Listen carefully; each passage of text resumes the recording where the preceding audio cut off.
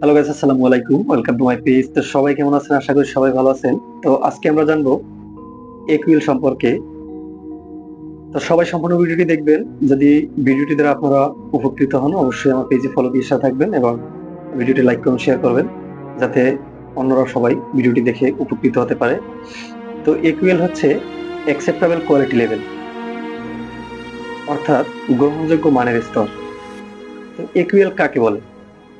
যে প্রক্রিয়ায় গ্রহণযোগ্য মানের বিবেচনা করা হয় তাকে একুইল বলা হয়। একুইল পদ্ধতি কত প্রকার? একুইল পদ্ধতি হচ্ছে 6 প্রকার।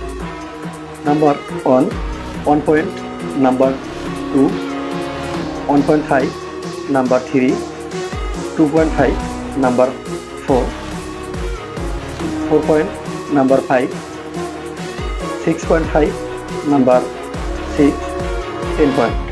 তো এই ছয়টা পদ্ধতিতে কিন্তু একুইলকে বিবেচনা করা হয়। এবং একুইলের ত্রুটি কয় ধরনের? তো একুইলের ত্রুটি হচ্ছে 4 ধরনের। নাম্বার জটিল ত্রুটি, নাম্বার 2 বড় ধরনের ত্রুটি, নাম্বার 3 ছোট ধরনের ত্রুটি, নাম্বার 4 সামান্য ত্রুটি। তো আজকে আমরা একুইল সম্পর্কে জানলাম। তো এর পরবর্তী ভিডিওতে থাকছে ওকুইল সম্পর্কে। তো একুইল এবং ওকুইলের মধ্যে পার্থক্য কি?